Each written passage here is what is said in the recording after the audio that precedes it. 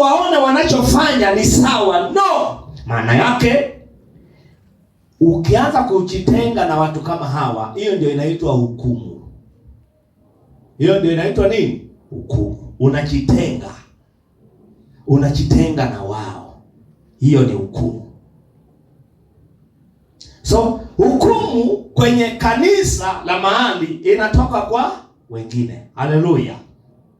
Hukumu inatoka kwa waamini wenzako, kwa sababu waamini wanastahili kujihukumu wenyewe.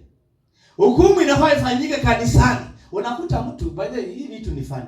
Kanisani mtu amekosea mwingine, anaenda kushtakiwa kwa chifu. Paul anaonya sana. Hukumu inafanyika wapi? Mnafanya hukumu wenyewe kwa wenyewe. Mnahukumiana wapi? Hizi unaelewa hukumu hapa? Nimesema waanza kuhukumu mwingine kwa vile unajua kule ationa vile amefaa. Mimi nazungumzia hiyo. Mimi nazungumzia dhambi, vitina, hali za mafundisho mapotofu, dhambi ya sinaa.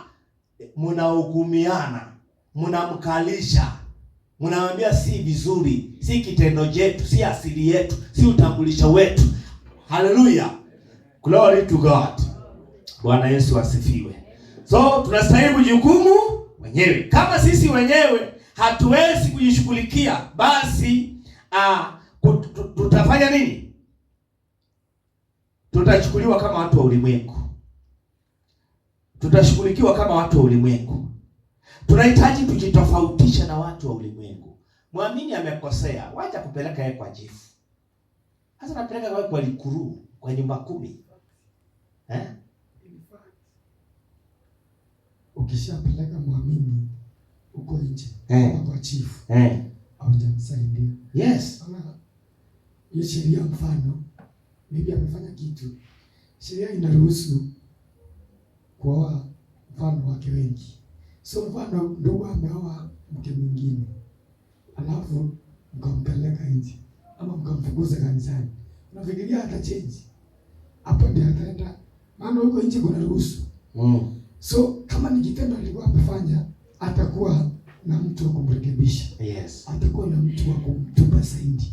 So ataenda huko kwa likuru. Likuru uliza ni nini? Machifu. Ukiambia wake wawili, soma hapa. Ndio nasema aje? Kulingana na uwezo wako. Hiyo ni katiba. Hiyo ni katiba. So ya atamhukumu kulingana na sheria yao. Yeah. Lakini kama anaenda kanisani, angesaidiwa vizuri. Kumsaidia kwamba katika pendo la Mungu na kitu kama ile nani atarekebika. Bibi na bwana wamekosana, wanapelekana kwa chifu. Wameacha kanisa. Hii inamaanisha kwamba huyo mtu ameamini hekima ya dunia. Yeah. Zaidi ya vile ambavyo amemsaidia. Yes. Bibi na bwana mmekosana. Wapi suluhisho linapatikana wapi? Kwenye kanisa. Ukishatoa kwa wasioamini, unaibisha familia nani? Na zaidi yote mnafanya nini? Mnajiaibisha. Glory to God. Bwana Yesu asifiwe. So linapokuja swala la hukumu, mamlaka yanafanyiwa kazi na mchungaji ambaye yuko katika kanisa la mahali. Linapokuja swala la kuhukumu vitendo kama hivi, mamlaka ana exercise ni mchungaji wa kanisa la mahali. Tumeona kama vile Paul alifanya katika kanisa la Wakorintho. Alihukumu hicho kitendo kama mchungaji wa kanisa la mahali. Paul alikuwa ni mchungaji. Aliliweka hilo jambo hadharani kwa kulisungumzia. Hivyo tunahukumu dhambi kanisani.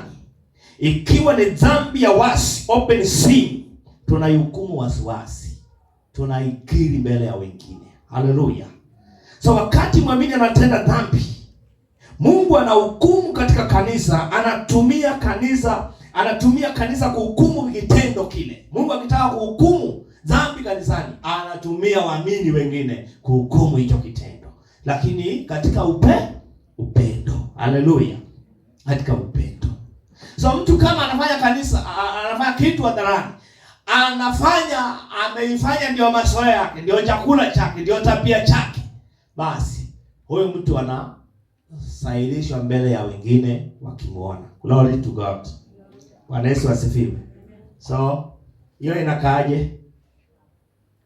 Nani anaona hiyo ni nzuri? So hatutumii wasioamini kusahihisha waamini. Haleluya. Waamini wanasahihishwa na waamini wengine. So Mungu anatumia mchungaji, viongozi na waamini wengine ambao wako kanisani kudiscipline kitendo au tabia au lifestyle ambayo mwingine anaifanya kinyume na neno la Bwana. Glory to God. Hallelujah. So Mungu atumii makonjwa kusahihisha watu. Nataka tumalize Tito 3:10. Tito 3:10. Tito 3:10. Tito mstari wa 3 mstari wa sorry. Tito sura ya 3 mstari wa 10. Anasema mtu aliye mzushi baada ya kumwonya mara ya kwanza. Baada ya kumwonya mara ya kwanza. Mara ya pili mkatae. Jameni, ona nataka tuwe makini. Kulingana na Paul, haina maana mtu akifanya kitu mara moja anawekwa hadharani. Nataka hapo mninukuu vizuri. Hajasema mtu amefanya once alafu anaanikwa. Kwanza anaonywa, si ndio? Tuko hapa kweli? Kwanza anafanywa nini? Mtu kama amefanya kitu aonywe kwanza, mara ya kwanza, aonywe mara ya pili. Mara ya tatu sasa atengwe. Haleluya. Maana sasa akianza kufanya kitu kama imekuwa ni hali yake ya kawaida, hataki kurekebika. So hapa anasema mtu anayefanya nini? Uzushi, si ndio? Uzushi huko katika maneno, kuwakawa watu. Mtu ambaye anafanya uzushi, mtu ambaye anakawa watu. Haleluya. Kufanya makundi katika kanisa. Anafanya makundi kwenye kanisa. Watu wanakuwa against na wengine. Watu wanasimama kinyume na mchungaji, wanasimama kinyume na uongozi wa kanisa. Na ni mtu anaanza na mtu mmoja, ana influence wengine, wanakuwa against na kanisa. Alafu kuharibu sana. By the way, kama unataka kutoka kanisa la mahali, usitoke na mtu mwingine, enda peke yako. Mtu anafanya uzushi akitoka, ukitaka kujua alikuwa mzushi, akitoka utakuta ametoka na marafiki zake 2 watatu. So hii inaonyesha kwamba hii ndio ilikuwa kazi. By the way, Mungu akakenesi na hicho, si kweli? Kuna siku hapa niliwaambia kwamba niliona maono kwa mtu ambaye namjua anashiriki mahali. Nikawa nimempeba kwa pikipiki. Ghafla nikakundua nyuma ni mko na akipanda alikuwa sawa. Nikakundua ni mgonjwa. So katika hiyo hali akashuka akaenda kukaa kwa mtaro ya maji. So sauti kaniuliza, unajua ni kwa nini imehappen kwake hiyo inafanyika? Nikasema mimi sijui. Nikaambiwa kwamba alitumika kwa kuondoa watu kanisani. Yeye ndiye mmoja alitumika kusababisha watu watoke kanisani. So nilipomfuata baadaye nikampata nikamuuliza sasa live kwamba nimeona hivi na hivi, akaniambia ni kweli hicho kitu kilifanyika. Sasa Mungu, hebu mtu ambaye amekaa kwenye mtaro ni sawa na mtu, hebu nikuulize, ukitaka kutema mate unatema wapi? Ukitaka kutapika ukiwa na uchafu. Sasa ona jamaa amekaa kwenye mtaro. Huyo ni sana mtu ambaye ametapikwa. So huyu mtu nimefuatilia sana. Hii kitu kama hata rekebisha itakuja kumkula baada ndani ya miaka mingapi? 2. Haitapita miaka 2 iende miaka 3 kama hajafuna alichokifanya. Maana Mungu hakufurahia. Hallelujah. Glory to God. Ina maana Mungu ndiye anampanish kweli? Si Mungu anafanya hiyo kazi. Maana kazi ya Mungu ni kuokoa. Ndio sababu alileta niende nimwambie, na mimi simjui kwenye anashiriki hata sijui nini kwa huko, si wanafanya kazi gani kwa. Lakini nilipomuuliza nikakuta it is true. Alifanya. So mtu ambaye ni mzushi anakawa watu.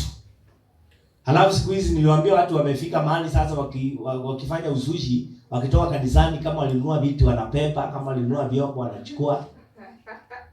Wanaenda nazo. Aenda mpaka na kamera ya kanisa. Sasa wakati ulinunulia kanisa. Huku ulileta huku sema naleta mchungaji. Sasa unaleta kanisa. Sasa hali zimetokea. Kwa nini mnapepa vitu sana? Mlileta sifanye kazi ya Bwana. Sasa watu wataenda wapate amani gani? Tuseme tu kweli, amani gani wametengeneza? Hello. So Mungu kuwasaidia ni kuwatumanishia mtu, si ndio? Wapate tu msaada. Glory to God. So mtu anayefanya uzushi, mtu anayekaa watu kwenye kanisa la mahali ni makosa. Huyo mtu anasema kwamba anaonywa mara ya kwanza, mara ya pili, mara ya tatu anafanya nini? Akataliwe. So anakuwa anaishi katika dhambi. So wajibu wa kwetu ni kucorrect watu wa mambo kama inapotokea. Tuna correct kwa neno la Kristo. Tunamuonyesha katika Biblia. Tunamuonyesha katika neno lililoandikwa. Tunamwambia hiki kitendo si kizuri. Unayoyafanya si mazuri. Hii tabia si yako. Hii si asili yako. Hii si kasi Mungu alikuitia. So hivyo ndivyo tunavyorekebisha katika kanisa la mahali. Nataka tumalizie. Hebu soma second Thessalonians chapter 3 verse 14 tukimaliza. Wathesalonike wa pili sura ya 3 mstari wa 14. Na ikiwa mtu awaye yote alishiki neno letu la waraka huu, yadhari na mtu huyo, yes, wala msizungumze naye apate kutaya. Aya, soma 2 Timothy chapter 2:14. Si kama tumesoma hiyo 2:14. Timothy 2 anasema kuwakumbusha mambo hayo, ukiwaonya machoni pa Mungu, wasiwe na mashindano ya maneno, ambayo hayana faida. Ni mabitu tu vinafanyika kwenye mwili. Mashindano ya maneno. Anasema bali waharibu wasikiao. Wanaharibu wafanyao nini? Wasikiao. 1 Timothy 5:20. 5:20 1 Timothy. Anasema hivi. Wale wadumua kutenda dhambi, uwakemee mbele ya wote. Wale wanafanya nini? Wadumu. Hajasema, nataka utofautishe yule hajasoea, amejikuta katika hali fulani. Huyo si anayekemewa hadharani. Lakini anasema yule anayetumu kwenye kitendo, kwenye dhambi, huyo akemewe nini? Amesemaje? Jamani, mnisaidia kidogo tena. Wale wadumua kutenda dhambi, uwakemee mbele ya wote. Wanaotumu kutenda dhambi, wakemewe mbele ya wote. Glory to God. So imeisha hapo. Nasema ili na wengine waogope. Wanakemewa hadharani ili na wengine waogope. So kuna tofauti ya yule amefanya hakukusudia, amejikuta katika hiyo hali, ndio amekosea, ndio tumejua amekosea, lakini tunapomwangalia si tabia yake, hajazoea kufanya hivyo. Huyu anafanywa nini? Anaweza akarekebishwa na mchungaji, anaweza akaletwa, akatafutwa, akakalishwa aidha na muhusika, na wakaongeleshwa, akaambiwa kitendo kama hiki si kizuri. Haleluya. Lakini yule ambaye anatumu kufanya hicho kitendo, anatumu katika dhambi, anatumu kwa kutenda ubaya, huyu naye afanywe nini? Anakemewa. Nani anafaa mkemee? Nani anafaa mkemee? So unaambiwa wewe usimame tu hapa kwa kitu, usimame useme maji umetusoea sana. Soma muktadha. Tuko kwenye muktadha. Yaani wewe uko tu nyuma, umekalia huko nyuma, alafu unasimama fulani, bwana nimekusoea, umetusoea sana, nimekuona mara kadhaa. Yule amepewa mamlaka ya kufanya hivyo hadharani ili wengine waokope ni mchungaji wa kanisa la mahali. Haleluya. Anarekebisha hicho kitendo hadharani. So ukiona umerekebishwa hadharani na wewe unafanya nini?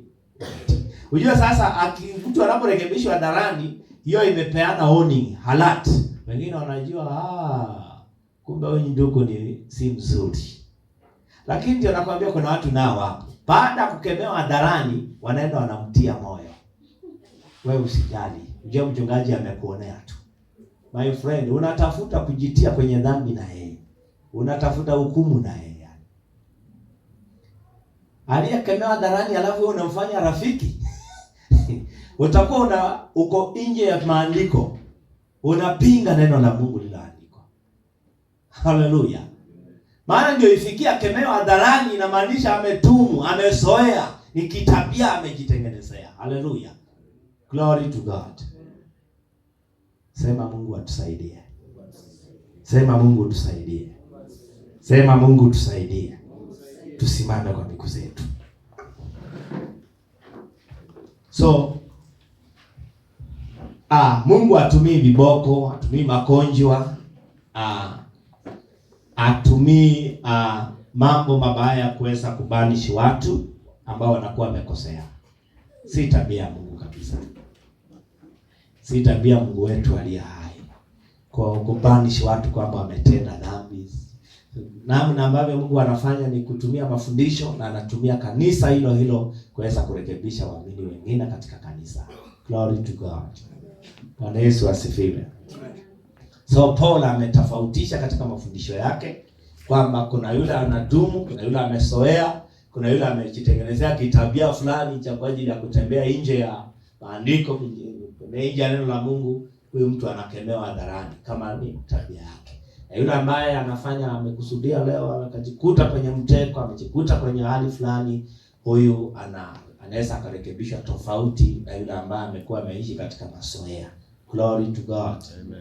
Bwana Yesu asifiwe. Amen. Hallelujah. Amen. Tuko pamoja. Yes. Tuko hapa. Yes. Glory to God. Amen. Tuko hapa. Tuko. Glory to God. Amen. Praise Jesus. Amen. Hallelujah. Amen. Glory to God. Amen. Glory to Jesus. Amen. Glory to God. Amen. Glory to God. Amen. Glory to Jesus. Amen. Glory. Amen. Hallelujah. Amen. Hallelujah. Amen. Hallelujah. Amen. Hallelujah. Amen. Hallelujah. Tunajifunza vizuri. Tuko sawa, si ndio? Yeah. Watu warekebishwe, watu wasaidike, watu waendelee kumwabudu Bwana. Maana lengo la kufanya hivyo si kumfunja mtu moyo, si kufanya mtu aondoke kanisani. Ni kumfanya huyu mtu aweze kuelewa ubaya anaofanya ili apate kusimama, ili angalau wakati wa mwisho mbele za Bwana apate thawabu. Haleluya. Maana kuna watu wengine wanasuluhisha vibaya, wanataka waonye mtu kwa jinsi isivyo, alafu ama anafukuzwa kanisani. Huyu mtu akifukuzwa kanisani hamjamsaidia. Maana mmemfukuza kanisani, anakuwa hopeless, anajiona hafai, hastahili. So kule nje anakuta mbwa mwitu wako anamngojea kule. Wanaambia sasa, wewe ndugu, njoo bande hii. Sasa shetani anamwambia na wewe umekuwa ukitupika sana. Sasa ngoja tukuonyeshe vile huwa tunakaa pande ya kule nje.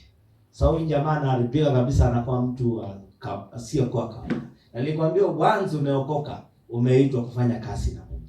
Na kama ufanyi kazi ya Mungu, unatafuta kufa mapema. Unaweza kuwa hata wasifu. Maana shetani atakuajia nafasi upumzike, atakutesa. Haleluya. So kukubali ba ukimbilia ni kumtumikia nani? Mtumikie Mungu na kwa ukosefu. Glory to God. Kana kumtumikia Mungu kuna power, kuna nguvu. Glory to Jesus. Ndio mikono zako tumshukuru Bwana. Nenda kwa Luka angalau, maana Mungu